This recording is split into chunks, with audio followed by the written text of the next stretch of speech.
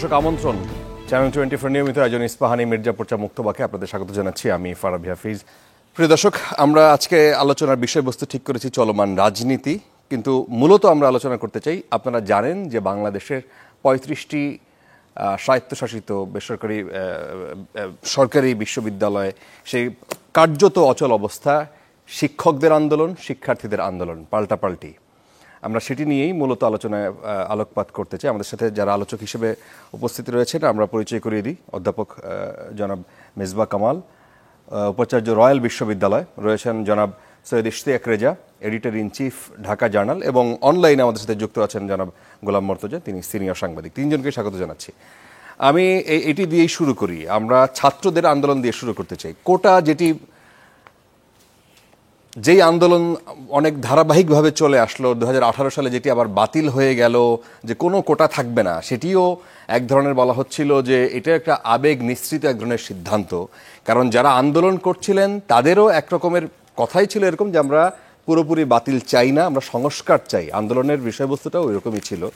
সেই জায়গায় নতুন করে আবার যখন কোর্টের এরকম একটা সিদ্ধান্ত আসলো যে না, যেই বিষয়টা ছিল মুক্তিযোদ্ধাদের বিষয়টা 30% সেটি বহাল থাকবে, তারপরে আবার এই আন্দোলন। রেজা ভাই, আপনার মন্তব্য শুনে এই বিষয়ে। ফিরে আসাটার দরকারই ছিল না, বাতিল যখন হয়েছিল আমার কাছে মনে হয় যে বাতিলটাই ভালো ছিল। প্রধানমন্ত্রী তো সবটাই বাতিল করেছিলেন, বক্তৃতা দিয়ে সংসদে বাতিল করেছিলেন। আসলে প্রিন্সিপালের জায়গা থেকে, নীতির জায়গা থেকে দেখলে কোটা তো আসলে মেধা পরিপন্থী, কোটা তো মেধা আকর্ষণ করে না। সুতরাং চাকরিতে যদি আমি মেধাবীদের আকর্ষণ করতে চাই, সব ধরনের কোটাই বাতিল করতে হবে। কিন্তু আমাদের মতো দেশগুলোতে কোটা রাখা হয় পিছিয়ে পড়া জনগোষ্ঠীকে সাহায্য করার জন্য। যেমন আমরা আদিবাসীদের জন্য কোটা ছিল, প্রতিবন্ধীদের জন্য কোটা আছে, নারীদের জন্য কোটা ছিল, একসময় জেলা কোটা ছিল, সেটা এখন আর নাই। একটা ভারসাম্য আনার জন্য এটা ছিল। মুক্তিযুদ্ধের কোটাটা মুক্তিযোদ্ধাদের বেলায় ছিল, তাদের সন্তানদের জন্য ছিল। এখন স্বাধীনতার 53 বছর পরে এসে এই প্রশ্নটা উঠছে। আমার কথা হলো, কোটার আমি সরাসরি বিরোধিতা করছি না। মুক্তিযোদ্ধার সন্তানদের বা তাদের এটাকে কি বলছে, তারা সন্তান ছাড়া আর কারা কারা পাবে? মুক্তিযোদ্ধাদের পোষ্যরা পাবে। কথা হলো যে সেটা কি 30% হতে হবে কিনা, সেটা কতটুকু রাখা যায়? কারণ সব হিসাবে দেখা যাচ্ছে প্রায় 56% মতন একটা কোটা থেকে যাচ্ছে চাকরিতে। কোটা যদি 56% হয়ে যায় তাহলে 44% একটা বড় ধরনের। আমি তাই মনে করি যে সরকারের একটা বিবেচনা করা দরকার, যেটাকে কিভাবে আরো ভারসাম্য। কিন্তু তারাও কিন্তু আপনি যেটা বললেন, তারা সেটাই বলছে যে আমরা চাই না যে পুরোপুরি সেটা মানে একেবারেই বন্ধ হয়ে যাক। এই 30% মুক্তিযোদ্ধাদের পোষ্যদের যে কোটা আছে সেটা বন্ধ হয়ে যাক। তারা বলছেন এখানে একটা যৌক্তিক একটা জায়গায় তো আসতে পারে। আমারও মনে হয় যেখানে জেদাজিদির তো কিছুটাই আলোচনা নিশ্চয়ই হতে পারে। প্রধানমন্ত্রী তো একবার পুরোটাই বাতিল করে দিয়েছিলেন, আবার এটাকে ফেরত আসলো। যে আমি একটু আপনার মন্তব্য শুনবো এই বিষয়ে, জনাব মেজবা কামাল। জি, আমি মনে করি যে কোটা ফিরে আসার দরকার আছে। হ্যাঁ, ইনফ্যাক্ট কোটা থাকবে না আমাদের মতো দেশে, যেখানে পশ্চাৎপদ বিভিন্ন জনগোষ্ঠী আছে যারা প্রতিদ্বন্দ্বিতায় মানে সামনে আসতে পারে না। আর মেধা তো এমন একটা জিনিস যেটা আপনার লালিত হয় সুযোগ সুবিধা কি পায় তার উপর।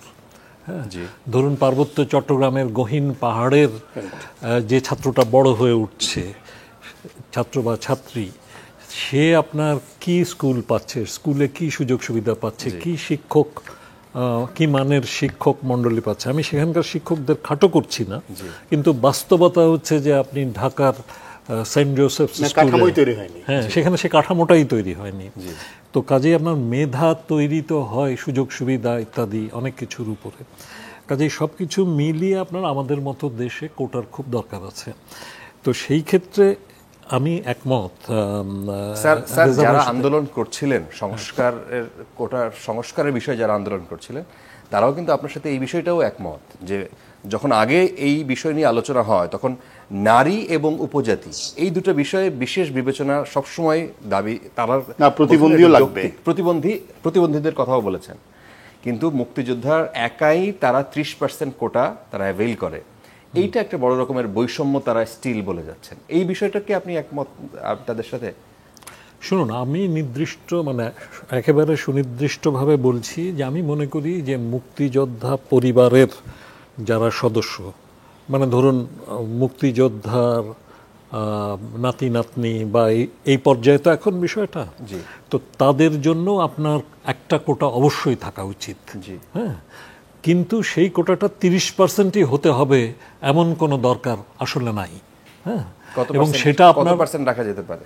আমি মনে করি যে সেটা ধরেন 10% থেকে 15% তারাও এই কথাটাই বলছেন স্যার। হ্যাঁ, জি তো এই কথাটা যদি হয় সেটা কিন্তু যৌক্তিক, কিন্তু আমি মনে করি না যে তারা সবাই একই কথা বলছেন। কারণ আমি পত্রিকার রিপোর্টে দেখেছি যে তাদের যারা প্রধান আপনার কর্ণধার, দিচ্ছেন, জি। তারা বলছেন যে মুক্তিযুদ্ধটা কোনো আপনার মানে মুক্তিযুদ্ধটা পরিবারে ইনহেরিট করে না, এটা মুক্তিযুদ্ধের চেতনা সবাই ইনহেরিট করে। হ্যাঁ, এটা পরিবার দিয়ে হয় না, এভাবে কথাটা বলছে। তো যারা মুক্তিযুদ্ধ করেছেন, দেশের জন্য জীবনের ঝুঁকি নিয়েছেন, অনেকে জীবন ত্যাগ করেছেন, তাদের যে একটা বিশেষ ভূমিকা ছিল, তার পরিবাররাও নানানভাবে সাফার করেছে। এবং এখনও তো দেখুন যে জীবিত মুক্তিযোদ্ধারা তাদের বেশিরভাগ, তাদের 80% কী অবস্থায় আছেন। হ্যাঁ, সরকার এখন 20,000 করে টাকা দিচ্ছেন, যেটা খুবই ভালো একটা পদক্ষেপ। রেশন দিচ্ছেন বা যতটুকু যা করছেন, সেটাও কিন্তু তারপরেও এখনো মুক্তিযোদ্ধারা মানে তৃণমূলের মুক্তিযোদ্ধারা, শেকড়ের মুক্তিযোদ্ধারা খুব ভালো আছেন, এটা আমরা বলতে পারবো না। এই কনটেক্সটে তাদের পরিবারের মানে উত্তরসূরিরা এই সাপোর্টটা পাওয়া উচিত। সেটা 10-15% হতে পারে, কিন্তু আপনার 30% আসলে আমি মনে করি যে বৃহত্তর স্বার্থে এটাকে কমিয়ে আনা যেতে পারে। কিন্তু ওরা যে মানে আপনার এদের মধ্যে একাংশ আছে, আমি বলি এর মধ্যে আপনার কিছু সাধারণ ছাত্র আছে, কিছু বিশেষ রাজনৈতিক উদ্দেশ্য প্রণোদিত অ্যাক্টিভিস্টও আছে। কাজেই একদল আছে যারা কোটাকে তুলে দিতে চায়, আরেক দল আছে কি বিশেষ রাজনৈতিক উদ্দেশ্য তারা এখান থেকে হাসিল করতে চায়, যারা বিশেষ উদ্দেশ্য নিয়ে এখানে আসছে। শুনেন, আমাদের এখানে স্বাধীনতা বিরোধী শক্তি এখনো খুবই শক্তিশালী। তাদের পক্ষভুক্ত ছাত্র সংখ্যা কিন্তু মানে এখনো মানে খুব কম নয়। তো সেদিক থেকে আমি মনে করি যে আপনার কোটার প্রশ্নে যারা কোটার বিরোধিতা করছে, সবাই একই কারণে বিরোধিতা করছে না। কাজে আমি মনে করি মুক্তিযোদ্ধার যে উত্তরাধিকারীরা, তাদের জন্য কোটা থাকা উচিত। তবে এটাকে কমিয়ে আনার যে দাবি, তার সাথে আমি একমত। তবে আমি তার সাথে আরও কয়েকটা কথা বলি, যে যেমন ধরুন আমার আসলে সুযোগ হয় বিসিএস পরীক্ষার বোর্ডে থাকার। তো সেইখানে আমি দেখেছি আপনার যে আমাদের যে নারী কোটা ছিল, সেই নারী কোটাটা তুলে দেওয়ার ফলে বিসিএসে কিন্তু নারীর রিক্রুটমেন্ট আপনার দারুণ সংখ্যায় কমে গেছে। এটা কিন্তু বাস্তবতা। আমার অভিজ্ঞতা তাই, আমি ভাইবা বোর্ডে থাকি, আমার অভিজ্ঞতা তাই। মেয়েরা অনেক কম। এবং আপনার আমি বলতে পারি যে আপনার এই যে আমরা তো এখন এই যে আমাদের প্রতিবন্ধী যারা, কিংবা ধরুন আদিবাসী বা আপনার যে প্রান্তিক যে জনগোষ্ঠী, সেগুলো থেকে তো গত 3-4 বছরে তো আপনার অলমোস্ট কেউই নাই, অলমোস্ট জিরো আপনার রিক্রুটমেন্ট। হ্যাঁ, তো ফলে আপনার যেটা হচ্ছে যে এই সমস্ত জায়গাগুলোতে কোটা অবশ্যই দরকার আছে। এই যে কয়েকজন মেয়ে মিলে কথা বলল যে আমরা নারীরা পুরুষের সমকক্ষ হয়ে গেছি, আমাদের আর কোটা দরকার নাই। হ্যাঁ, এরা কারা ছিল আমি মনে করি তাদেরকে চিহ্নিত করা দরকার। কারণ বৃহত্তর নারী সমাজের স্বার্থের প্রতি মানে বিপক্ষে কাজ করেছে তারা। নারীরা চাকরির ক্ষেত্রে কিন্তু গত কয়েক বছরে পিছিয়ে গেছে। যারা এই বিষয় নিয়ে লেখালেখি করেন, যারা এই বিষয়টা বেশি পিছিয়ে গেছে, আদিবাসীরা পিছিয়ে গেছে। আপনি এই যে আমাদের তো এমনি একটা এক ধরনের মনস্তাত্ত্বিক প্রতিরোধ আছে প্রতিবন্ধীদের প্রতি, সেটা আমরা এখনো পুরো কাটিয়ে উঠতে পারিনি। সেখানে প্রতিবন্ধীদেরও তো আপনার চাকুরির সুযোগ পাওয়ার, শিক্ষার সুযোগ পাওয়ার একটা বিষয়। আজকে এই জায়গাগুলোতে আজকে একটি ছেলের বক্তব্য শুনছিলাম, এবং এই ছেলেটি বলছিল যে তার বাবা মুক্তিযোদ্ধা। এখন তিনি বলছিলেন যে আমার বাবা এই সুযোগের জন্য তিনি মুক্তিযোদ্ধা করেননি। আমি মুক্তিযোদ্ধা যারা আছেন সম্মানিত, তাদের কাছে আমি প্রশ্ন করতে চাই, আপনারা কি এই কোটার জন্য এই যুদ্ধ করেছিলেন? এই কোটা লাগবে কেন? শুনুন, মানে যখন মুক্তিযুদ্ধ করেছেন আমাদের মুক্তিযোদ্ধারা, আমিও 71-এর একজন কিশোর মুক্তিযোদ্ধা, তো সেখান থেকে যখন যুদ্ধ করেছি আমরা, তখন আপনার এটা তো কেউ ভাবে নাই যে আমি এই যুদ্ধে যে আমি তার বদলে কিছু পাবো, সেটা ৭১-এ কোনো মুক্তিযোদ্ধার চিন্তার মধ্যে ছিল না। কিন্তু বাস্তবতা হচ্ছে যে মুক্তিযোদ্ধা কারা ছিলেন। আপনি ডক্টর আতিউর রহমানের একটা গবেষণার কথা আমি রেফার করতে পারি। তিনি বলছেন যে আমাদের যারা সশস্ত্র যোদ্ধা ছিল তাদের মধ্যে ৮০-৮৫% ছিলেন হয় খোদ কৃষক অথবা কৃষক পরিবারের সন্তান। তো সেইখানে আপনার এই যে শেকড়ের যে মানুষগুলো, তারাই কিন্তু লুঙ্গি পরা যে মানুষ, খালি গায়ে যে মানুষ, ছেঁড়া গেঞ্জি পরা যে মানুষ, সেই মানুষগুলাই ছিলেন মূল যোদ্ধার শক্তি। তো সেই মানুষগুলো কিন্তু ৭১-এর পরে আমরা যে সাম্যভিত্তিক সমতাভিত্তিক সমাজের স্বপ্ন দেখেছিলাম, সেই সমাজ তো আমরা প্রতিষ্ঠা করতে পারিনি। প্রশ্নবোধে তৈরি হয়, আমি শেষ করে নিই। এই যে যাদের কথা বলছেন যে প্রান্তিক মুক্তিযোদ্ধা, দরিদ্র পরিবার, চাষির সন্তান, কৃষকের সন্তান, শ্রমিকের সন্তান, যে মুক্তিযোদ্ধারা, তারা কি আসলে বেনিফিটটা আসলে পায়? এটা কারা কেড়ে নেয়? এবং একই সাথে আবার যে নতুন মুক্তিযোদ্ধা তৈরি হয়েছে কিছু, না সেগুলো আছে, সেগুলো আপনার ধরেন নতুন মুক্তিযোদ্ধা তৈরি হয়েছে যারা এটা মানে স্বাধীনতার বয়সের চাইতেও যাদের বয়স, এগুলো নিশ্চয়ই আপনার এগুলো প্রতিরোধ করা দরকার। হ্যাঁ, এগুলোকে আপনার ঝেঁটিয়ে বিদায় করা দরকার। সেগুলো ঠিক আছে, সেগুলো নিয়ে কোনো কথা নাই। কিন্তু আপনার তৃণমূলের যে মুক্তিযোদ্ধা, সেই মুক্তিযোদ্ধার উত্তরাধিকারীরা, তারা যদি এই কোটার সুবিধা পেয়ে যদি তারা এগোতে পারে, তাহলে আপনার তাতে তো কোনো মানে, সেটা আমি মনে করি রাষ্ট্রের দায়িত্ব। সেটা মুক্তিযোদ্ধা ৭১-এ এই জন্য যুদ্ধ করেননি, এটা ঠিক। কিন্তু যে আমাদের যে সমস্ত মুক্তিযোদ্ধার এখন আপনার আর্থিক অবস্থার উন্নতি হয়েছে বা আগের থেকে হয়তো উন্নত আর্থিক অবস্থার পরিবারের ছিলেন, তাদের তো কোটা দরকার নাই। কিন্তু এবং তারা তো কোনো ব্রিফিংও দেন নাই। তারা তো মুক্তিযোদ্ধারা এসে তারা কি বলেছেন যে আমরা চাই কোটা থাকুক, ৩০% থাকুক, তাদের সন্তানরা চান, কারণ এটা তাদের সুবিধা, তাদের উত্তরাধিকার যারা সেটা তো মুক্তিযোদ্ধারা বিরোধিতা। আমরা একটু মুর্তজা ভাইয়ের একটু মন্তব্য শুনে আসি এই বিষয়টা নিয়ে। জনাব গোলাম মুর্তজা, আপনি যদি এই বিষয়টা নিয়ে, কোটা আন্দোলন নিয়ে আপনি আসলে আপনার দৃষ্টিভঙ্গিটা কি? আসলে এখানে অনেকগুলো আলোচনা হয়েছে, মেজবা ভাই এবং রেজা ভাই অনেকগুলো কথা বলেছেন, তার প্রায় সবকিছুর সঙ্গে একমত পোষণ করে কয়েকটি কথা বলা দরকার। ধরুন, কোটা বিরোধী আন্দোলনটা যখন হলো, আপনি যেটা বারবার যেটা বলছেন যে যারা আন্দোলনটি করেছিল তারাও চায়নি যে একেবারে পুরোপুরি সবকিছু বাতিল হয়ে যাক।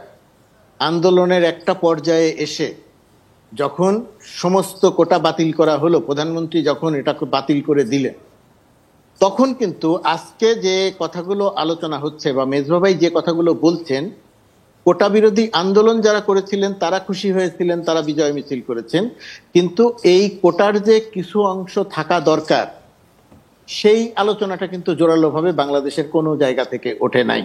কেউ এই আলোচনাটা জোর দিয়ে করে নাই, নাম্বার 1।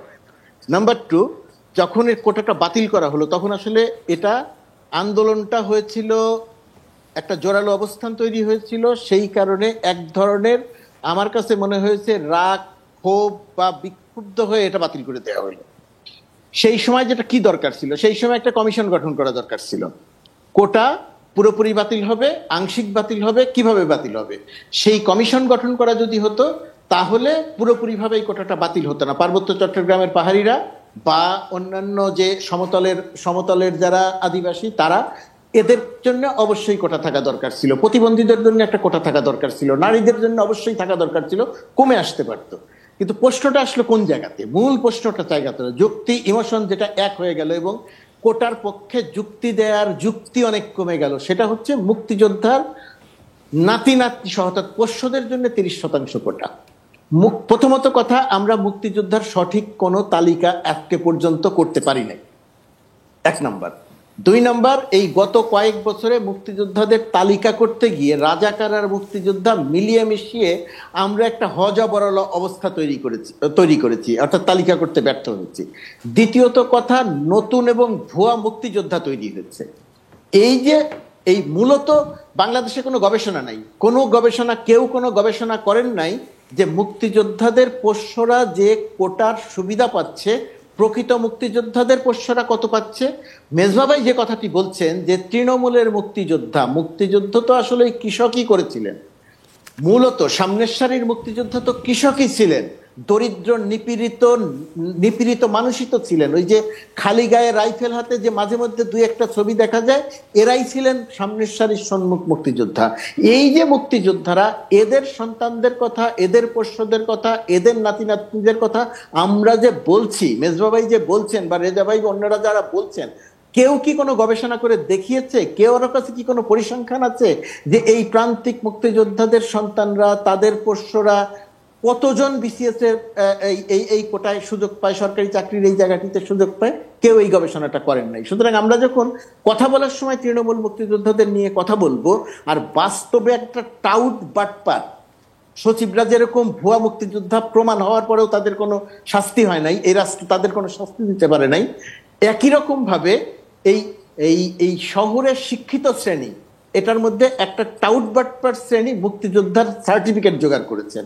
সার্টিফিকেট জোগাড় করে মূলত এই সুযোগ সুবিধাটা তারা নেন, যে কারণে আপনি এখন মুক্তিযোদ্ধার 30% কোটা বা এটাকে 10% কোটার কথা মেজবা ভাই যেটা বলছেন, সেটার পক্ষেও যুক্তি দেওয়াটা অত্যন্ত কষ্টকর হয়ে গেছে এই কারণে যে আমি যখন এই কথাটা বলছি যে মুক্তিযোদ্ধাদের কোটা যুক্তি দেওয়া হয়ে গেছে, তখন আমার ভিতরে রক্তক্ষরণ হচ্ছে। কারণ এই বাংলাদেশ যারা স্বাধীন করে দিল, সেই স্বাধীন করে দেওয়ার যাদের বংশধররা এখনো থাকলো, তাদেরকে যদি রাষ্ট্রীয়ভাবে কোনো রকম কোনো সুযোগ সুবিধা দেয়া যায়, বাংলাদেশের একজন নাগরিক হিসেবে আমি খুব স্বস্তি ফিল করব যে তাদের জন্য আমরা কিছু একটা করলাম।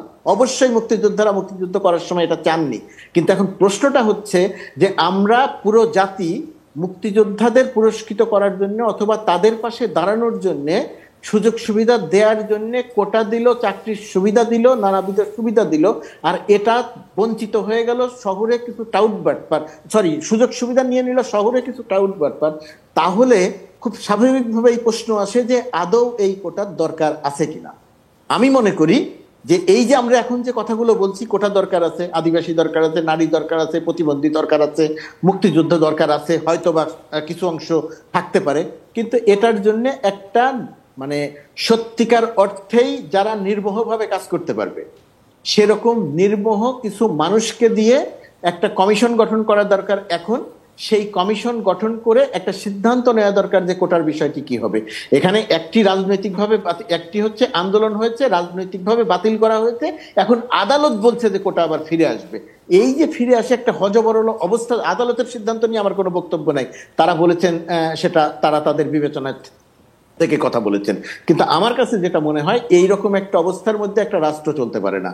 রাষ্ট্র চলার জন্য এইখানে নীতি নির্ধারক পর্যায়ে অবশ্যই এখন একটা কমিশন গঠন করে একটা নির্মোহ পর্যালোচনা করা দরকার। মুক্তিযোদ্ধাদের কোটা যদি আমরা প্রকৃত মুক্তিযোদ্ধা, যদি আমরা প্রান্তিক পর্যায়ের সত্যিকারের যে মুক্তিযোদ্ধা, কৃষক মুক্তিযোদ্ধা, তাদের সন্তানদের বা তাদের পোষ্যদের যদি সত্যি সত্যিই আমরা সুযোগ দিতে পারি, তাহলে থাকতে পারে। আর সেটা যদি না হয়, বর্তমানে যে টাউট বাটপার শ্রেণী আমরা দেখছি, এই শ্রেণীটিই যদি সুবিধা নেয়, তাহলে মুক্তিযোদ্ধা কোটা রেখে এই বাটপার শ্রেণীকে সুবিধা দেওয়ার কোনো দরকার আছে বলে আমি মনে করি না। কিন্তু একটা বিষয় ছোট্ট করে একটু বলবেন কি মুর্তজা ভাই? অধ্যাপক মেজবা কামাল যেটি বললেন যে এইখানে এই আন্দোলনের এই সুযোগ নিয়ে জল ঘোলা করার জন্য একটি ভিন্ন স্বার্থ নিয়েও একটা গ্রুপ এর মধ্যে সক্রিয় আছে, এটা কি আপনি একমত? হয়তো থাকতে পারে, কিন্তু সেটা এখানে মেজর আলোচনার বিষয় নয়। কারণ যারা এই আন্দোলনটি মূলত সামনে থেকে করছে, তারা মোটামুটি ভাবে সমাজের পরিচিত মুখ। আওয়ামী লীগ বা ছাত্রলীগের পক্ষ থেকে তাদেরকে জামাত শিবির নানাভাবে নানা সময় কথা বলতে হয়, কিন্তু আমরা সাংবাদিকরা কাজ করতে গিয়ে দেখেছি আওয়ামী লীগ, বিশেষ করে আওয়ামী লীগ ছাত্রলীগ বর্তমান মানে বিগত কিছু বছর ধরে যে প্রক্রিয়াতে তাদের বিরোধিতা করলেই যে কোনো মানুষকে তারা জামাত বা যে কোনো মানুষকে তারা শিবির বা যে কোনো মানুষকে তারা মুক্তিযুদ্ধ বিরোধী বলে দেয়, এটা বলে মুক্তিযুদ্ধের চেতনার পরিপন্থী কাজ করা হয়। সুতরাং যে কোনো আন্দোলন সরকার বিরোধী হলে সেটাকে মুক্তিযুদ্ধ বিরোধী একটা ট্যাগ দিতে হবে, এটা খুবই ক্ষতিকর মানসিকতা।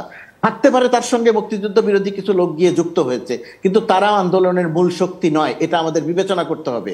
আমাদের বিবেচনা করে দেখতে হবে যে এই আন্দোলনটি কারা করছে, এই আন্দোলনের সঙ্গে সাধারণ শিক্ষার্থীদের সমর্থনের জায়গা কতটুকু। এটা ভুলে গেলে চলবে না যে যারা এই আন্দোলনের মূল শক্তি, তারা বাংলাদেশের এমন কোনো বৃহৎ রাজনৈতিক বা সাংগঠনিকভাবে বড় কোনো শক্তি ছিল না। তাদের পক্ষে কোনো অবস্থাতেই এত জোরালো আন্দোলন করা সম্ভব ছিল না যদি না সাধারণ শিক্ষার্থীরা এর সঙ্গে যোগ দিতেন। সুতরাং সাধারণ শিক্ষার্থীরা যখন এর সঙ্গে যোগ দিয়েছেন, তখন বুঝতে হবে যে এই আন্দোলনের সাধারণ মানুষ পর্যায়ে একটা ভয়াবহ বড় রকমের গ্রহণযোগ্যতা তৈরি হয়েছে। সেই গ্রহণযোগ্যতার সুযোগ যদি 2-4 জন 200-500 মানুষ নেয়, সেটা নিতে পারে, সেটা করার কিছু নাই, এই জায়গাতে আপনি ধরতে পারবেন না। কিন্তু তারা কোনো ডিসিশন মেকিং এ বড় ফ্যাক্টর হিসেবে ভূমিকা পালন করছে, এটা বিশ্বাস করার কোনো কারণ নাই। আমি এটা দায়িত্ব নিয়ে বলছি, কারণ সাংবাদিক হিসেবে আমরা বিষয়টা নিয়ে কাজ করেছি, কাজ করতে গিয়ে দেখেছি। জি, একজন অবসরপ্রাপ্ত বিচারপতির এই বিষয়ে একটা কমেন্ট শুনছিলাম। তিনি বলছিলেন 30% যদি কোটা থাকে, একটা বিষয় হচ্ছে যে যদি একদম ওপেন হয়ে যায় তাহলে তো সবাই এখানে সুযোগ থাকলো, কে বাটপাড় কে চোর তা আমরা বাছাই করার সুযোগ নেই। কিন্তু 30% যদি থাকে, 30% যদি মুক্তিযুদ্ধের সন্তানদের আসার সুযোগ থাকে, তাহলে তো তাদের মধ্যে এই 30% না হলেও অন্তত 20% অ্যাটলিস্ট তারা মুক্তিযুদ্ধের চেতনার, তারা এই পক্ষের লোক আমরা পাবো, জয় বাংলার লোক পাবো। এই বিষয়টা নিয়ে, এই বিষয়ে আপনি কোনো মন্তব্য করবেন কিনা? না, এটা একেবারেই ওনার ব্যক্তিগত মতামত। আমার কাছে মনে হয় না যে এটার মাধ্যমে সব পাওয়া যাবে। শুনেন, যারা খুব মুক্তিযুদ্ধের কথা বলে তাদের ভিতরে যেমন অনেক এখন গলত তৈরি হয়েছে নানাভাবে, এবং যারা বলছে তারা কি সত্যিটা মিন করে বলছে, না কোনো সুবিধার জন্য বলছে, নাকি বাস্তব অবস্থার পরিপ্রেক্ষিতে বলছে, সেগুলো অনেক বিবেচনার বিষয়। তেমনিভাবে আবার যারা বিরোধিতা করছে তারা কোন কারণে, যেটা মেজবা স্যার বলছিলেন, কোন কারণে বিরোধিতা করছে, তাদের আবার পলিটিক্যাল কোনো অ্যাম্বিশন আছে কিনা, এগুলো অনেক বিষয় আছে। তবে আমি ন্যায্যতার জায়গা থেকে আমি বলবো যে মুক্তিযোদ্ধা, প্রকৃত মুক্তিযোদ্ধাদের সন্তান পোষ্য, এদের জন্য কোটা থাকুক, কিন্তু সেটাকে এত 30% থাকবে কিনা সেটার একটা, কিন্তু অবশ্যই প্রতিবন্ধী, আদিবাসী, সমতলের আদিবাসী, নারী, এই বিষয়গুলো একেবারে উঠিয়ে দিলে, তখন মর্তুজা যেটা বললেন, তখন কিন্তু আমি অন্তত কয়েকটি আর্টিকেল লিখেছি। ঠিক আছে, আমি রাগ করে বাতিল করে দিলাম, কিন্তু প্রতিবন্ধীর কি হবে, আমার নারীদের কি হবে? কারণ 2013 সালে যে সরকার প্রতিবন্ধীদের জন্য আইন করেছে, সেখানে কিন্তু তাদের এই সুবিধা দেওয়ার কথা বলা হয়েছে, তাদের প্রতি ন্যায্য আচরণের কথা বলা হয়েছে। একদিকে আপনি আইন করছেন, আরেকদিকে বাতিল করে ফেলছেন। এটা হয়তো বিবেচনা করে ন্যায্য আচরণের বিষয়ে আমাদের সংবিধানের 28(4) এবং রেজা ভাই, সরি, রেজা ভাই যে কথা বললেন, রেজা ভাই যে লেখাগুলো লিখেছেন, আমি প্রায় প্রতিটা লেখাই সম্ভবত পড়েছি, কোনোটাই মিস করিনি। কিন্তু আমার আবারও বলছি যে রেজা ভাই লিখেছেন, আরো 2-1 জন লিখেছেন, কিন্তু কোটা থাকতে হবে, পুরোটা বাতিল করা যাবে না, এই যে একটা ভয়েস তৈরি হওয়া দরকার ছিল, এটা আমরা কেউ করিনি। সেটা সামাজিকভাবে হয়নি, হ্যাঁ, সামাজিকভাবে এটা হয়নি, এটা আমরা কেউ করিনি। এই প্রসঙ্গে আমি একটু বলতে চাই স্যার।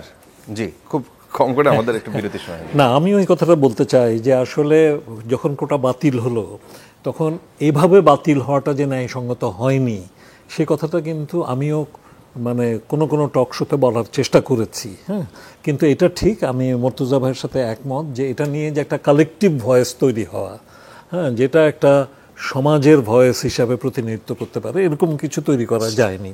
আরেকটা কথা আমি বলতে চাই, সেটা হচ্ছে যে এই যে কোটা বিরোধী আন্দোলন আগেও যেটা হয়েছে বা এখনও যেটা হচ্ছে, এর মূল শক্তি কিন্তু সাধারণ ছাত্ররা। এই ব্যাপারে আমি মর্তুজা ভাইয়ের সাথে একমত। হ্যাঁ, মানে সেই ব্যাপারে আমার কোনো সন্দেহ নাই। কিন্তু আপনার এর মধ্যে একটা অংশ, সবাই যে একই চেতনা নিয়ে কাজ করছে তা নয়। হ্যাঁ, আপনার এর মধ্যেকার একটা অংশের মানে ভিন্ন এজেন্ডা থাকতে পারে মনে করার কারণ আছে। যে যেমন ধরুন আপনার এই যে প্রথম আলোর রিপোর্ট, আমি প্রথম আলো থেকে পড়ছি যে আন্দোলনকারীরা স্লোগান দিয়েছেন কোটা না মেধা, মেধা মেধা। হ্যাঁ, তারপরে বলছেন কোটা প্রথা নিপাত যাক। তো এই যদি হয় স্লোগান যে কোটা প্রথা নিপাত যাক, হ্যাঁ, কোটা না মেধা, মেধা মেধা, তাহলে কিন্তু কোটা থাকার পক্ষেও যে তারা কথা বলছেন সেটা কিন্তু আপনার রিফ্লেক্টেড হয় না, এটা যখন মেইন স্লোগান হয়। জি। তো কাজে আপনার তার মানে স্যার আপনি এই বক্তব্যের সাথে ওবায়দুল কাদের সাহেব আজকে বলেছেন যে আন্দোলনে ব্যর্থ হয়ে বিএনপি এখন পরনির্ভরশীল হয়ে শিক্ষক আন্দোলন, কোটা আন্দোলনের উপর ভর করেছে, মানে না, আমি সে কথা বলছি না। জি। আমি সে কথা বলছি না, আমি সে কথা একেবারেই বলছি না। সেটা ওবায়দুল কাদের সাহেব বলেছেন, তিনি তার জায়গা থেকে বলেছেন। বিশেষ করে শিক্ষাঙ্গন এখন অচল, সেই বিষয়টা নিয়েই আলোচনা করছি। শিক্ষাঙ্গন অচল মূলত শিক্ষকদের আন্দোলন, শিক্ষক কর্মকর্তারা তাদের উপরে যে প্রত্যয় স্কিম, যেটা এক ধরনের পেনশনের নতুন ভার্সন চাপিয়ে দেওয়ার চেষ্টা করা হচ্ছে, এই ধরনের অভিযোগ আসছে শিক্ষকদের পক্ষ থেকে, নানান রকমের অভিযোগ। তো আমি একটু স্যার আপনার কাছ থেকেই প্রথমে আসতে চাই, আপনি কি এটা সমর্থন করেন নাকি করেন না? আমি অবশ্যই এই আন্দোলনকে সমর্থন করি, হ্যাঁ। এবং কেন করি সেটার প্রথম কথা হচ্ছে যে বিশ্ববিদ্যালয় শিক্ষকরা এই যে ক্লাস পরীক্ষা বর্জনের যে সিদ্ধান্ত, সেটা কিন্তু একদিনে যাননি। গত 4 মাস ধরে জি। আপনার আমাদের যে প্রধান প্রধান বিশ্ববিদ্যালয়গুলো, তাদের শিক্ষকরা কিন্তু, এবং শিক্ষক সমিতি ফেডারেশন, তারা কিন্তু এই বিষয়গুলো নিয়ে সরকারের নানান মহলে তাদের যে ভাবনা, তাদের যে দুর্ভাবনা, সে বিষয়গুলো তুলে ধরেছেন। কিন্তু কোনো মহল থেকেই কিন্তু কোনো আপনার ইতিবাচক সাড়া পাওয়া যায়নি। ফলে এখন বাধ্য হয়ে আমাদের শিক্ষকরা কিন্তু এই কর্মসূচিতে গেছেন। এখন এই কর্মসূচিতে কেন গেছেন এটা নিয়ে কিন্তু ইতোমধ্যে বেশ কিছু আলোচনা হয়েছে। আমি মানে মোটা দাগে যে কথাটা বলতে চাই সেটা হচ্ছে যে দেখুন, মানে আমাদের এখনকার যে ব্যবস্থা আছে, সেই ব্যবস্থার থেকে যখন সুযোগ সুবিধা কমে যায়, আসলে তো যেভাবে আমাদের ইনফ্লেশন হয়, তাতে করে বিশেষ করে যখন আপনার চাকুরি উত্তর পেনশন জীবন, সেই পেনশনজীবীর জীবনে যে সুযোগ সুবিধাগুলো আমরা পাচ্ছি, আমাদের ভবিষ্যৎ প্রজন্মের শিক্ষকরা সেই সুযোগ সুবিধাগুলো পাবেন না, হ্যাঁ, এইটা গ্রহণযোগ্য নয়। 1 2 নম্বর কথা হচ্ছে যেটা, সেটা কোন কোন ক্ষেত্রে পাবেন না তার আমি তালিকাগুলো বলতে পারি, কিন্তু তার চেয়েও আমি বড় কথা যেটা মনে করি সেটা হচ্ছে যে আসলে আমরা দীর্ঘদিন ধরে দেখছি আমাদের রাষ্ট্রে কিন্তু আমলাতন্ত্র যেন ক্রমশ জেঁকে বসছে, এবং রাষ্ট্রের সিদ্ধান্তগুলো আপনার সরকারের ভেতরে সরকার হিসেবে আমলাতন্ত্র গ্রহণ করছে, এবং সেখানে তাদের যে নিজস্ব সুযোগ সুবিধাগুলো তারা সেগুলো বহাল তবিয়তে রেখে অনেক ক্ষেত্রে বর্ধন করে তারা কিন্তু শিক্ষক সমাজকে ক্রমাগতভাবে কোণঠাসা করে ফেলছে। এবং তারই একটা প্রমাণ যে আপনার দেখুন এই বছর থেকে যেটা কার্যকর করার কথা বলা হলো, সেইটা কিন্তু আপনার শিক্ষকদের বেলা প্রযোজ্য হলো। আচ্ছা, বলা হচ্ছে যে ঠিক আছে, এটা আমলাদের প্রতিও প্রযোজ্য হবে সামনে বছর থেকে। তো কেন রে বাবা সামনে বছর থেকে? যদি মানে এটা যদি সার্বজনীন হয় তাহলে এটা সর্বজনের জন্য তো এখন থেকেই প্রযোজ্য হতে পারত। এটা প্রথম কথা। কাজে এটা কিন্তু একটা সম্মান অসম্মানের প্রশ্ন। এটা আপনার একজন মেধাবী ছাত্র সে কি শিক্ষকতায় আসবে নাকি সে আমলাতন্ত্রে যাবে? হ্যাঁ, সেইখানে আপনার শিক্ষকতায় যেন মেধাবীরা না আসে তার ব্যবস্থাটাকে পোক্ত করার কায়দাগুলো হচ্ছে, এটা নানানভাবে হচ্ছে। তো সেই জায়গাগুলোতে আমরা শিক্ষক সমাজ কিন্তু চাপে পড়ে এখানে এসেছি। এখানে একটা প্রশ্ন অনেকেই তুলছেন যে এই প্রথম কি তাহলে আপনারা আমলাদের বিরুদ্ধে একরকমের বিরুদ্ধে কথা বলছেন, এই যখন আপনাদের শিক্ষকদের হিসাব কিতাবের ব্যাপারটা আসলো, লাভ লসের ব্যাপারটা আসলো? না, এটা কিন্তু প্রথম বলছি আমরা, এই কথা আপনি মানে মোটেই বলতে পারবেন না। কেননা দেখুন, আমরা দীর্ঘদিন থেকে আমরা দেখছি যে নানান ক্ষেত্রে শিক্ষকরা যে সুযোগ সুবিধাগুলো পেতেন বা পাওয়া উচিত, হ্যাঁ, সেগুলো কিন্তু ধীরে ধীরে আমলাদের হস্তগত হয়েছে। আমলাতন্ত্র দেশের একটা গুরুত্বপূর্ণ অর্গান। জি, হ্যাঁ, আমি কিন্তু মানে আমি বললেই তো আর আমলাতন্ত্র উঠে যাবে না। হ্যাঁ, কাজে আমলাতন্ত্র আছে, থাকবে, কিন্তু আমলাতন্ত্রকে আমরা জনগণমুখী করার চেষ্টা করছি, এবং আমলাতন্ত্র কিছুটা জনগণমুখী হয়েছে, এটাও আমি কিন্তু অস্বীকার করব না। কিন্তু যে প্রশ্নটা আসছে, যেমন ধরুন স্কলারশিপ, আগে যে স্কলারশিপগুলো উচ্চ শিক্ষা যারা প্রদান করেন তাদের তো নিজেদের উচ্চ শিক্ষায় শিক্ষিত হতে হবে, তাদের জন্য ছিল। এখন 80% স্কলারশিপ আমলাদের কাছে চলে যায়। হ্যাঁ, শিক্ষকরা কিন্তু 80% স্কলারশিপ থেকে বঞ্চিত হয়েছেন। এখন আমলারা যে পিএইচডি করে আসছেন, হ্যাঁ, কিংবা আরও পড়াশোনা করে আসছেন, ট্রেনিং করে আসছেন, সেই ট্রেনিংয়ের কার্যকারিতা কোথায়? একজন শিক্ষক তার উচ্চশিক্ষা গ্রহণের পরে কিন্তু সেটা তার গবেষণায় প্রতিফলিত হয়, সেটা তার শিক্ষণের মধ্যে প্রতিফলিত হয়, হ্যাঁ, কিন্তু একজন আমলা সেই ডিগ্রিটা করে আসার পরে তার কতটুকু ইউটিলিটি থাকে, এই বিষয়গুলো ভাবার দরকার আছে। কিন্তু স্যার সেইখানে এইটা হচ্ছে মজার বিষয়, এই যে আপনি যে বললেন এই প্রথম আমি শুনি না, আমি কোনো টকশোতেও শুনি নাই, কোনো আলোচনায় শুনি নাই, এই যে বরাদ্দগুলো ওইদিকে চলে যাচ্ছে, যারা অ্যাডমিন ক্যাডারে যাচ্ছে বা অন্যান্য ক্যাডারে যাচ্ছে তারা স্কলারশিপগুলো পেয়ে যাচ্ছে, এই প্রথম শুনলাম। এই প্রথম কেন? আচ্ছা, যদি শুনে থাকেন আমরা সেটা আমার সংগঠিত ভয়েস ভাবে বলতে পারি, আমার অজ্ঞতা হয়তো, কিন্তু এটা এই ভয়েস রেইজটা কেন আগে এইভাবে হয় নাই? বিষয়টা এই জায়গায় না, আসলে বিষয়টা অন্য জায়গায়। এই ভয়েস ওনারা আগেও রেজ করেছেন, বলেছেন যে আমাদের স্কলারশিপ কমে যাচ্ছে, এটা বলেছেন অনেক সময়। জি, কিন্তু এইবারের আন্দোলনটা কি এখন একটু আলাদা না স্যার? যে শিক্ষকদের, আমরা দেখেছি যে শিক্ষকদের আন্দোলনে শিক্ষার্থীরাও একমত হয়, শিক্ষার্থীদের আন্দোলনে শিক্ষকদের সমর্থন থাকে, এইবারের আন্দোলনটা কি একটু ডিফারেন্ট মনে হচ্ছে? শুনুন, মানে এখন তো আমাদের বিষয়গুলো এমন রাজনীতি নিয়ন্ত্রিত, দলীয় নিয়ন্ত্রিত হয়ে গেছে যে সেইখানে আপনার হয়তো আপনার মানে ছাত্র সংগঠন, এখন তো বিশ্ববিদ্যালয়গুলোতে ছাত্রলীগের বাইরে অন্য সংগঠনের অস্তিত্বই খুবই সীমিত, হ্যাঁ, সেই ক্ষেত্রে ছাত্রলীগ হয়তো, আমার কারোর সাথে কথা হয়নি, কিন্তু আমার মনে হচ্ছে তারা হয়তো মনে করছে যে আমরা একটু অপেক্ষা করি, দেখি, হ্যাঁ, কিন্তু আমি প্রত্যাশা করি যে ছাত্র সমাজ শিক্ষকদের পাশে দাঁড়াবে এবং ছাত্র সংগঠনগুলো শিক্ষকদের পাশে দাঁড়াবে। আচ্ছা, এইখানে আমি একটু কথা বলি স্যার, আমরা আবার আসি আপনার কাছে, আবার আসবো, হয়তো প্রশ্নও থাকবে আপনার কাছে। মুর্তজা ভাই হাসছেন একটু বসে বসে। মুর্তজা ভাই কি এই পর্যায়ে আপনি ফ্লোর নিতে পারেন? স্যারের সাথে কোনো প্রশ্ন থাকলে তাকে প্রশ্ন করতে। না, প্রশ্ন নয়, ধরুন এখানে 2-3টা প্রসঙ্গ আছে, একটু বলতে আমি একটু সংকোচ বোধ করছি, কিন্তু তারপরে কথাগুলো বলা দরকার হচ্ছে, ধরেন শিক্ষকদের সুযোগ সুবিধা, বেতন, পেনশন, ভাতা, যা এখন যে পর্যায়ে আছে, আমি ব্যক্তিগতভাবে মনে করি বেতন শিক্ষকদের এখন যা আছে অবশ্যই কমপক্ষে দ্বিগুণ হওয়া উচিত, কারণ একটা সম্মানজনক জীবনযাপন করার জন্য সেটা দরকার। পেনশনের সুযোগ সুবিধা আগে যা ছিল, অর্থাৎ এখন যা আছে সেটা আরো বৃদ্ধি করা দরকার, কমানো তো প্রশ্ন আসেই না।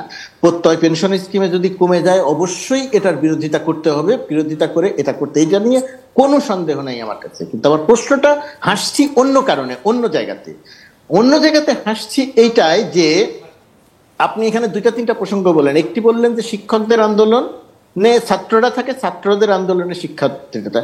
আপনি বিগত কিছু সময়ের আন্দোলনটা লক্ষ্য করে দেখেন, বাম ছাত্র সংগঠন ছোট ভাবে কিছু আন্দোলন করেছে, সেই আন্দোলনগুলোতে আমাদের শিক্ষক সমাজের ভূমিকা কি ছিল? ঢাকা বিশ্ববিদ্যালয়ে শিক্ষক সমিতির ভূমিকা কি ছিল? ভিসির কাছে বাম ছাত্র সংগঠনগুলো দাবি নিয়ে গেছে, ভিসি ছাত্রলীগকে ডেকে এনে বাম শিক্ষার্থীদেরকে পিটিয়েছে, এর ভিডিও চিত্র আছে। যারা আন্দোলন করেছে, কোটা সংস্কার আন্দোলন করেছে, ছাত্রলীগ তাদেরকে পিটিয়ে রক্তাক্ত করে দিয়েছে, তার ভিডিও ফুটেজ ছিল। ঢাকা বিশ্ববিদ্যালয় কর্তৃপক্ষ তার বিরুদ্ধে কোনো ব্যবস্থা নেয়নি। প্রাইমারি স্কুলের শিক্ষার্থীরা এমপিও ভুক্তির দাবিতে শিক্ষকরা, প্রাইমারি স্কুলের শিক্ষকরা ঢাকা বিশ্ববিদ্যালয় এলাকার ভেতরে শহীদ মিনার, সেই শহীদ মিনারে এসেছিল তারা ভাতের দাবি নিয়ে, বেঁচে থাকার দাবি নিয়ে। মহিউদ্দিন খান আলমগীর তখন এই সরকারের সময়ে স্বরাষ্ট্রমন্ত্রী, তাদেরকে নির্দয়ভাবে পিটিয়েছিল, তারা চিৎকার করে কান্না করেছিল, পেপার স্প্রে নিক্ষেপ করা হয়েছিল তাদের মুখে। ঢাকা বিশ্ববিদ্যালয়ের শিক্ষক 1-2জন ব্যক্তিগতভাবে ছাড়া ঢাকা বিশ্ববিদ্যালয়ের শিক্ষকদের কান পর্যন্ত, চোখ পর্যন্ত এই আর্তনাদেশে পৌঁছায় নাই, তারা এই সমস্ত বিষয় নিয়ে কোনো কথা বলেনি। আজকে ঢাকা বিশ্ববিদ্যালয়ের শিক্ষার্থীরা, পাবলিক বিশ্ববিদ্যালয়ের শিক্ষার্থীরা যখন আন্দোলন করছেন, আমি একেবারে জেনে বুঝেই কথাটা বলছি, তারা একা আন্দোলন করছেন, তাদের সঙ্গে ছাত্র সংগঠন নাই, ছাত্রলীগ তাদের সঙ্গে তো নাই বটেই। ছাত্রলীগ যদি সরকারের দিক থেকে সামান্যতম ইঙ্গিত পায়, আনু মোহাম্মদের কলার যেভাবে ছিঁড়ে ফেলেছে, গলা ধাক্কা দিয়েছে ছাত্রলীগ, একই রকম ভাবে এখনকার যে কোনো শিক্ষককে ঠিক একই কাজ করবে। জাহাঙ্গীরনগর বিশ্ববিদ্যালয়ে তারা যা করেছে করেছে শিক্ষকদের সঙ্গে। কারণটা কি? কারণটা হচ্ছে ঢাকা বিশ্ববিদ্যালয় সহ আমাদের পাবলিক বিশ্ববিদ্যালয়ের শিক্ষক সমিতি যেগুলো আছে সেগুলো এমনভাবে আগেও ছিল, সেটা বিএনপির সময় বিএনপিরও করেছে, কিন্তু পর্যায়ক্রমে এটা বেড়েছে। এমনভাবে দলীয় আনুগত্য প্রকাশ করতে গিয়ে, ধরুন কেউ একজন আন্দোলন করছে, ঢাকা বিশ্ববিদ্যালয় শিক্ষক সমিতি 40টা ভুল বানানে বিবৃতি দিচ্ছে যে এরা সরকারের ভাবমূর্তি ক্ষুণ্ণ করছে। ঢাকা বিশ্ববিদ্যালয়ের শিক্ষক সমিতির কেন দায়িত্ব হয়ে পড়ে সরকারের ভাবমূর্তি দেখার জন্য? সরকারের ভাবমূর্তি দেখার জন্য সরকার নাই, সরকারের প্রশাসন নাই, সরকারের রাজনীতিবিদ নাই। আরেকটা জায়গাতে আমার এই আন্দোলনটার আছে, আমি আন্দোলনটার বিরোধী মানে আমার বিভ্রান্তি আছে। সেই বিভ্রান্তিটা হচ্ছে, আমি তো চাই বিশ্ববিদ্যালয় শিক্ষার্থীদের বেতন আমলাদের চেয়ে 2 গুণ 3 গুণ বেশি হবে। ধরেন পাকিস্তানেও যেমন আছে, আমি ভারতের কথা বাদ দিলাম, পাকিস্তানের শিক্ষকদের বেতনও আমলাদের চেয়ে বেশি, অনেক বেশি। আর বাংলাদেশে আপনার শিক্ষকরা আন্দোলন করছেন, যে মেজবা ভাইও কথা বলতে গেলে গিয়ে বললেন যে মেজবা ভাই তো শুধু শিক্ষক নন, তিনি মানবাধিকার কর্মী, তিনি পিছিয়ে পড়া বা আদিবাসী সহ জনগোষ্ঠীর জন্য বহু বছর ধরে কাজ করছেন। আমি প্রাতিষ্ঠানিকভাবেও জানি, ব্যক্তিগতভাবেও জানি, আমরা একসঙ্গে বহু কাজ করেছি। কিন্তু এই মেজবা ভাইও কথা বলতে গিয়ে বলছেন যে আমলারা এই সুযোগ সুবিধা পায়, শিক্ষকরা, আমলাদের সঙ্গে শিক্ষকরা আপনারা তুলনা করবেন কেন? আপনাদের দাবি হওয়া দরকার আমাদের সুযোগ সুবিধা এই পর্যায়ে নিতে হবে, প্রাইমারি স্কুলের শিক্ষকদের সুযোগ সুবিধা এই পর্যায়ে নিতে হবে, মাধ্যমিক স্কুলের শিক্ষকদের সুযোগ সুবিধা এই পর্যায়ে নিতে হবে, কলেজের শিক্ষকদের সুযোগ সুবিধা এই পর্যায়ে নিতে হবে। আপনারা কাউকে নিয়ে কথা বলেন না, নিজেদের উপরে এসে যখন পড়লো তখন আপনারা মাঠে নামলেন, আপনারা তখন বলছেন। জি, আমলাদের গুরুত্ব বাড়লো। একটু আমি শেষ করি, আমলাদের গুরুত্ব বাড়লো কেন বলেন তো? আপনারা কি জানেন না যে বাড়লো? ভোটের ব্যবস্থা আমলারা করে, নির্বাচনে বিজয়ী করার ব্যবস্থা আমলারা করে। আমলাদের উপরে সরকারের নির্ভরতা বাড়বে না তো শিক্ষকদের উপরে বাড়বে? আপনারা কি কোনোদিন এই যে নির্বাচনী ব্যবস্থা, কোন শিক্ষক কি এর প্রতিবাদ করেছে যে এই নির্বাচনী ব্যবস্থায় আমলারা বিজয়ের ব্যবস্থা করে, জেতানোর ব্যবস্থা করে, পুলিশ জেতানোর ব্যবস্থা করে? শিক্ষকদের এখানে দরকার নাই। শিক্ষকরা দলীয় আনুগত্য প্রকাশ করে এমনিতেই রেখেছেন, তাদের কোথাও যাওয়ার জায়গা নাই। ওবায়দুল কাদের ডেকেছেন কথা বলার জন্য, শিক্ষকরা কথা বলতে যাবে, একটু আশ্বাস দেওয়া হবে, আশ্বাস পেয়ে এসে আন্দোলন স্থগিত করা হবে, বলবে যে হ্যাঁ আমরা আশ্বাস পেয়েছি, ইতিপূর্বে যেটা করেছে। সুতরাং নিজেরা যদি ঠিক না হওয়া যায়, নিজেরা যদি নিজেদের অধিকারের জায়গাতে ঠিক না হওয়া যায়, শিক্ষক, ঢাকা বিশ্ববিদ্যালয় পাবলিক বিশ্ববিদ্যালয়ের শিক্ষক মানে তো শুধু শিক্ষক নয়, তারা শিক্ষাবিদ, তারা সমাজের সমগ্র চিত্র দেখবে। প্রতি বছর শিক্ষায় বাজেট বরাদ্দ কমছে, কোথায়? কোন বিশ্ববিদ্যালয়ের শিক্ষক সমিতি প্রতিবাদ করেছে যে শিক্ষায় বরাদ্দ কমলো কেন? পাবলিক বিশ্ববিদ্যালয়ের এবছরও পাবলিক বিশ্ববিদ্যালয়ের যে বাজেট বরাদ্দ দেওয়া হয়েছে, ঢাকা বিশ্ববিদ্যালয়ের যে বাজেট বরাদ্দ দেওয়া হয়েছে, মূল্যস্ফীতির সঙ্গে যদি তুলনা করা হয়, এবছরও বাজেট বরাদ্দ কমেছে। কই শিক্ষক সমিতির তো কোনো বিবৃতি দেখলাম না, কোনো আন্দোলন দেখলাম না, কথা দেখলাম না। আপনি বাজেটে বরাদ্দ বৃদ্ধির জন্য কথা বলবেন না, আপনি পাবলিক বিশ্ববিদ্যালয়ের বরাদ্দ বৃদ্ধির জন্য কথা বলবেন না, আপনি খালি বলবেন যে আমার পেনশনের এটা কমে গেল। তাহলে কি সাধারণ মানুষের সমর্থন পাবেন? আপনি শিক্ষার্থীদের সমর্থন পাবেন? শিক্ষার্থীদের কোনো আন্দোলনে আপনারা সাথে থাকেন নাই, শিক্ষার্থীরা এখন কেন আপনাদের আন্দোলনের সামনে আসবে? এই বিষয়গুলো আমাদের শিক্ষক সমাজের ভাবতে হবে। আমি শিক্ষকদের, যদি শিক্ষক সমিতির পক্ষ থেকে বলা হয় যে আসেন সাংবাদিকরা আমাদের পক্ষে এসে দাঁড়ান, আমি নিজে গিয়ে দাঁড়াবো, কারণ আমি শিক্ষকদের অবশ্যই সুযোগ সুবিধা যে কোনো পেশার চেয়ে বেশি চাই। কিন্তু তারপরেও আমি এই কথাগুলো বলছি এক ধরনের বাস্তবতার থেকে, শিক্ষকদের ভূমিকা কাজ দেখে। তার মানে শিক্ষকদের যদি এই জায়গা থেকে বের হয়ে আসতে হবে। আপনার কথার মধ্যে কিন্তু আপনি একটু বলে ফেললেন যে ওবায়দুল কাদেরের সাথে সকালবেলা যে মিটিংটা হওয়ার কথা, সে কি হবে ভবিষ্যৎ মোটামুটি পরিষ্কার নাকি? না, আমি এর চেয়ে বিকল্প কিছু দেখছি না, কারণ এই শিক্ষক সমিতির ওই মেরুদণ্ডই নাই যে তারা চোখে চোখ রেখে দর কষাকষি করবে। তাহলে এই প্রশ্নটা আমি বলি সেটাই যদি হতো, তাহলে আওয়ামী লীগের নেতৃত্ব মন্ত্রীরা ঢাকা বিশ্ববিদ্যালয়ে এসে কথা বলতেন, মন্ত্রী এই শিক্ষক সমিতিকে দৌড়াতে হতো না মন্ত্রীদের কাছে। এই বিষয়গুলো আমার শুনতে অনেক খারাপ লাগবে, কিন্তু এগুলো মাথায় রাখতে হবে। ঢাকা বিশ্ববিদ্যালয়, তাহলে রেজা ভাই ঢাকা বিশ্ববিদ্যালয় ধরেন এই যে লাল নীল সাদা দল, কত ফোরাম, তাদের আসলে কাজ কি? তারা আসলে কি করে? আন্দোলন নিয়ে প্রশ্ন হওয়া উচিত। প্রশ্নটা হলো, প্রত্যয় স্কিম কি সবার জন্য খারাপ নাকি শুধু শিক্ষকদের জন্য? শিক্ষকদের জন্য তারা মনে করেছে খারাপ। প্রত্যয় স্কিম তো হলো স্বশাসিত, স্বায়ত্তশাসিত, হ্যাঁ, তারপরে হলো সংবিধিবদ্ধ এরকম প্রতিষ্ঠান অনেকের জন্য। তার মধ্যে স্বায়ত্তশাসিত ব্যাংকগুলো পড়বে, সাধারণ বীমা, জীবন বীমা পড়বে, সংবিধান, মাইক্রো ক্রেডিট রেগুলেটরি অথরিটি টাইপের এরকম যেরকম সংগঠনগুলো আছে সেগুলো পড়বে। তাহলে কি ঢাকা বিশ্ববিদ্যালয়ের শিক্ষক সহ পাবলিক বিশ্ববিদ্যালয়ের শিক্ষকরা বলুক যে এটা সবার জন্য খারাপ, শুধু নিজেদের জন্য খারাপ, এই দৃষ্টিভঙ্গি কি সমর্থনযোগ্য? একদমই সঠিক, তাই না? প্রথমে বলুক যে প্রত্যয় স্কিমটাই খারাপ, এটা তো তারা বলছে না, তারা বলছে তাদের জন্য খারাপ। তার অর্থ হলো একটা সামগ্রিক দৃষ্টিভঙ্গি নাই আন্দোলনের মধ্যে। দ্বিতীয় হলো যে গত 15-16 বছরে আমি তাদের আরেকটা যুক্তি আছে, সেটা হচ্ছে যে আপনি অন্য স্কিমগুলো সবার মানে ইচ্ছা স্বাধীন করে দিচ্ছেন, আপনি প্রবাসীদের, আপনি আগে চলে গেছে, আপনি প্রত্যয় নিয়ে কথা বলেন, আপনার এখনকার আন্দোলন দেখেন, কথা ডাইগ্রেস করবেন না, আপনি উপস্থাপক। জি, প্রত্যয়টা যাদের জন্য প্রযোজ্য আমি তাদের নিয়ে কথা বলছি। দ্বিতীয় হলো 15-16 বছরে বিশ্ববিদ্যালয়ের শিক্ষকরা একটি পাবলিক ইস্যুতে পাবলিকের পক্ষে দাঁড়ায় নেই, কিন্তু প্রশ্নহীন আনুগত্য এত বেশি প্রকাশিত হয়েছে যে নিজেদের এখন হঠাৎ করে নিজেদের ঘাড়ে এসে পড়েছে, তারা একটা আন্দোলন করেছে। দেখেন, আপনি প্রিন্সিপালের জায়গায় যদি, নীতির জায়গায় যদি থাকেন, তাহলে আমাদের এতদিন যে সিস্টেমটা ছিল এটা হলো আনফান্ডেড ডিফাইন্ড বেনিফিট সিস্টেম। পৃথিবীর কোথাও এটা নাই, আমি আপনাকে গ্যারান্টি দিয়ে বলতে পারি। আপনি কোনো কন্ট্রিবিউট করবেন না, কিন্তু আপনি এক ধরনের কন্ট্রিবিউশন পাবেন সরকার থেকে। সরকার মানে কি? পাবলিক মানি, যেটা আমলারা নিচ্ছে, বিশ্ববিদ্যালয়ের শিক্ষকরা নিতেন। এইটা কিন্তু রাইট সিস্টেম না, এটা কোথাও না। আমেরিকাতে যান, anything you want from the government you need to contribute first, আগে আপনাকে কন্ট্রিবিউট করতে হবে। সেই কন্ট্রিবিউটরি প্রভিডেন্ট ফান্ড সিস্টেমে কন্ট্রিবিউটরি পেনশন স্কিমের জায়গাটা এসছে।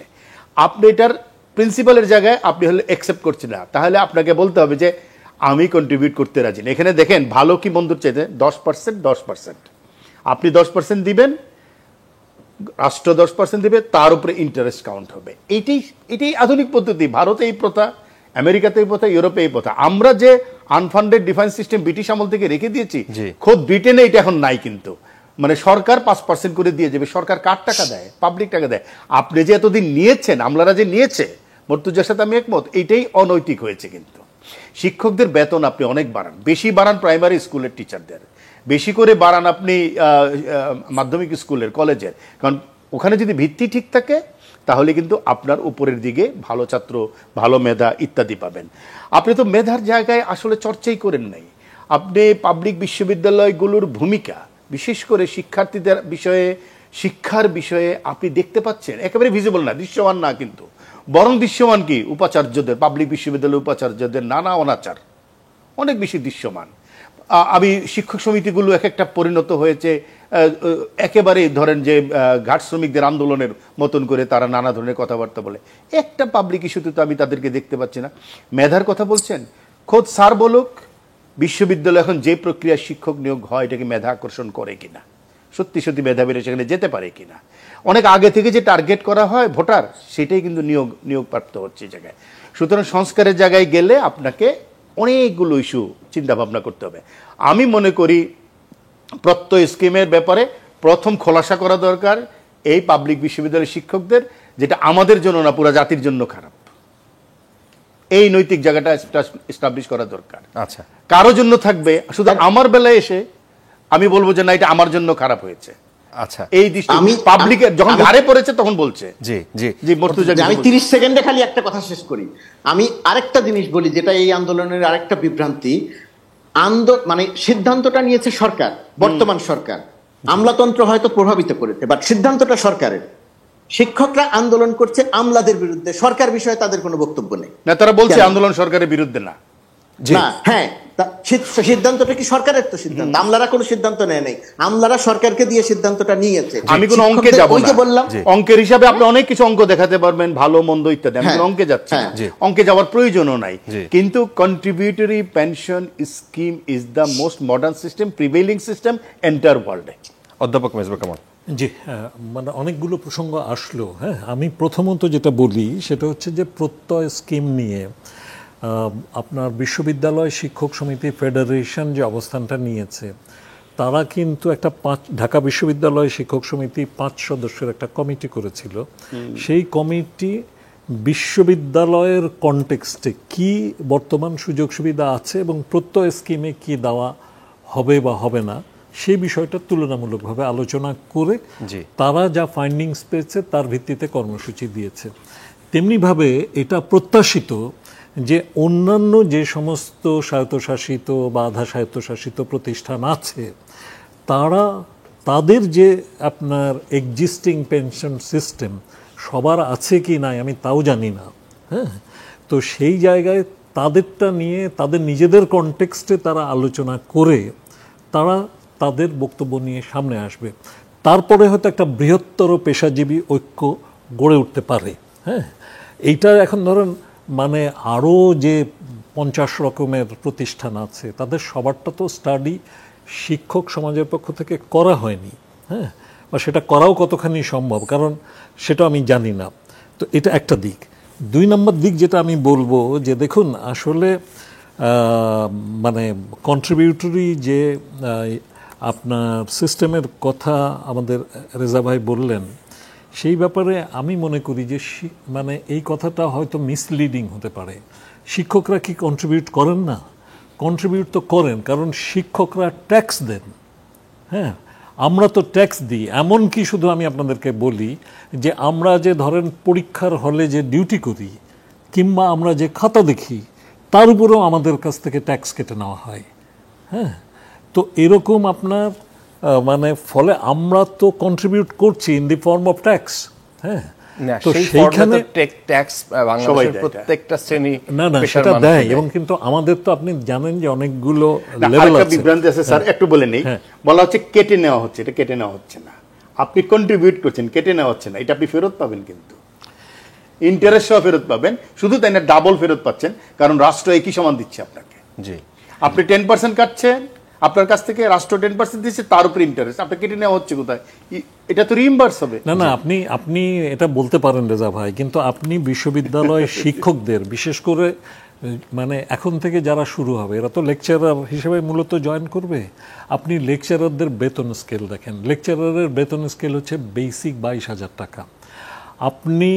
আপনি দক্ষিণ এশিয়ার মধ্যে বাংলাদেশে প্রাথমিক শিক্ষক থেকে শুরু করে একেবারে বিশ্ববিদ্যালয় শিক্ষক পর্যন্ত সবচেয়ে কম বেতন কিন্তু এই মানে শিক্ষকদের মধ্যে এই সাউথ এশিয়ার মধ্যে সবচেয়ে কম বেতন বাংলাদেশের শিক্ষক। সেই বিষয়ে কিন্তু কেউ দ্বিমত পোষণ করেন না। সেটা আপনারা দুজনেই বলেছেন। কাজে সেই জায়গায় সেই জায়গায় ইন্ডিভিজুয়াল আপনাদের আন্দোলন হতে পারে যে আমাদের স্ট্রাকচারটাই রিফর্ম করতে হবে। সেই জায়গায় আমলাতন্ত্রের সাথে কেন কম্পিটিশন? আমলাতন্ত্রের সাথে কম্পিটিশন কেন, আমি সে প্রশ্ন পরে আসছি। তো এখন দেখুন আপনার যে 22,000 টাকা বেসিক বেতন পায়, সে সব কিছু মিলিয়ে বেতন পায় 37-38,000 টাকা।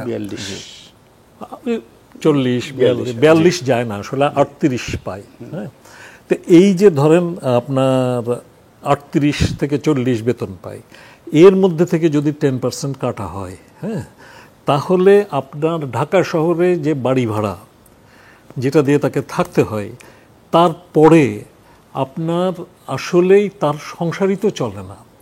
আপনারা জানেন কি না আমি জানি না, আমাদের শিক্ষক সমিতির মিটিংয়ে একজন শিক্ষক বলেছিলেন, আমার মনে আছে, আমার কানে সর্বক্ষণ বাজে, তিনি বলেছিলেন যে আমাকে যদি একটা লুঙ্গি কিনতে হয় তাহলে আমাকে হিসাব করতে হয় যে আমি এই মাসে কিনবো না সামনের মাসে কিনবো না তারপরের মাসে কিনবো। তো আপনারা জাতির শ্রেষ্ঠ সন্তানদের তৈরি করার দায়িত্ব যাদের উপরে দিচ্ছেন, তাকে একটা লুঙ্গি কেনার জন্য চিন্তা করতে হয় আমি কি এই মাসে কিনবো না পরের মাসে কিনবো না তারপরের মাসে কিনবো। তো এই যে বেতন, এই বেতনের মধ্যে আপনি যখন 10% কেটে দেবেন তখন আপনার মানে বেতনটা কতটা কমে যাচ্ছে। আমি তো এখন আমার তো সারভাইভ করার প্রশ্ন। হ্যাঁ, এক। আর তাছাড়া আপনার কোনো সুযোগ সুবিধায় আমি জানি না যে আপনার যেটা এক্সিস্টিং সুযোগ সুবিধা আছে তার থেকে কমে কি করে, কারণ ইনফ্লেশনের কনটেক্সটে এটা তো বরং বাড়ার কথা। হ্যাঁ, যে যেমন ধরুন আপনার এখন আমরা গ্র্যাচুইটির কারণে আমরা যেটা পাই, আমরা রিটায়ার করলে একটা মোটামুটি একটা ফিক্সড অ্যামাউন্ট পাই, যেটা মোটামুটি ভালো। ধরুন আমরা 80-82 লাখ টাকা পাই। এখন এই টাকাটাকে যদি আমি ফিক্সড ডিপোজিট হিসাবে রাখি, কিংবা আপনার ওই যে আমাদের যে আপনার সুযোগগুলো আছে, এক্সিস্টিং যে আপনার সেভিংস স্কিমগুলো আছে, তাতেই যদি রাখি, তাহলে আমরা আপনার মোটামুটিভাবে আপনার এবং আমরা যে 40-45 হাজার টাকা পাই, তা দিয়ে আমরা আপনার 1,15,000 পাবো। হ্যাঁ, পাই, এখনই পাই আপনার। কিন্তু আমাদেরকে বলা হচ্ছে যে এই যে আমার চাকরি জীবনের 45 বছরে, হ্যাঁ, আপনার আমার কাছ থেকে যা কেটে নেওয়া হবে, সেই কেটে নেওয়ার পরে আমি পাবো কি, আমি 1,24,660 টাকা করে পাবো প্রতি মাসে। তো 1 লাখ, আমি তো এখনই 1,15,000 পাচ্ছি, আমার কোনো টাকা না কেটেই 1,15,000 টাকা পাচ্ছি। তো সেইখানে আমার 10% করে 45 বছর ধরে কেটে নিয়ে lecturer, assistant professor, associate professor, প্রফেসরের জায়গা থেকে কেটে তারপরে আপনার গভর্নমেন্টের 10% দিয়ে তার সাথে আপনার ইন্টারেস্ট দিয়ে তারপরে আমি পাবো 1,24,000। তাহলে এটা কোন হিসাব হলো? তাহলে আমার লাভটা কোথায় হলো? এখন আপনি বলতে পারেন যে শিক্ষক কি শুধু লাভ ক্ষতির হিসাব করবে? আরে শিক্ষককে তো খেতে হয়, শিক্ষককে নিজের সন্তানকেও মানুষ করতে হয়। তো এই জায়গাগুলো আছে, আরো অনেক কিছুই আছে আপনার, এগুলো বিভিন্ন পত্রপত্রিকায় এসছে। আপনার এখন একজন শিক্ষক তিনি মারা গেলে, মারা যাওয়া পর্যন্ত তিনি পাবেন, কিন্তু তিনি তার স্ত্রী বা স্বামী শিক্ষকের, তিনি কিন্তু যিনি তার নমিনি, তিনি কিন্তু যতদিন বাঁচবেন ততদিন পাবেন। এখন একটা বয়স লিমিট করে দেওয়া হচ্ছে যে 75 বয়স পর্যন্ত পাবেন। আরে এই মানে ধরুন আমি মারা গেলে আমার স্ত্রী তিনি যদি আমার পরে আরো 15 বছর 20 বছর বাঁচেন, হ্যাঁ, 75 বছর বয়সের পরে তিনি তো আর পাবেন না। তো ওই বুড়ো মানুষটা তখন, সেই বয়োবৃদ্ধ মানুষটাকে তো তার পেনশন বাড়া উচিত, হ্যাঁ, বরং সেটা আপনার বন্ধ করে দেওয়া হবে। এটা কি যুক্তি আমি জানি না। হ্যাঁ, তো এমনি আপনার এরকম অনেক কিছু আছে। এখন তো একটা ইনক্রিমেন্ট হয় আপনার, এখন 5% হারে ইনক্রিমেন্ট হয় আপনার অন পেনশন, আপনার সেই ইনক্রিমেন্ট বাড়বে না। তো এরকম আপনার এখন আপনার মাসিক চিকিৎসা ভাতা, দুটো উৎসব ভাতা, একটা বৈশাখী ভাতা, এগুলো শিক্ষকরা পেনশনাররাও পান, এগুলো থাকবে না। তো আপনার এরকম একটা অবস্থায় শিক্ষকদের জন্য এটা খুবই প্রবলেমেটিক। আর আমলাদের সাথে তুলনার কথা আমি লাস্ট পয়েন্ট বললেন, আমরা আমলাদের সাথে তুলনা করতে চাই না। আমরা দীর্ঘকাল থেকে দাবি করছি যে শিক্ষকদের জন্য স্বতন্ত্র বেতন স্কেল করা হোক, এইটাই আমাদের মূল দাবি। হ্যাঁ, এবং এর সাথে মর্যাদার প্রশ্ন জড়িত, এর সাথে মেধাবীদেরকে শিক্ষক পেশায় টেনে আনার মানে আপনার প্রসঙ্গ যুক্ত।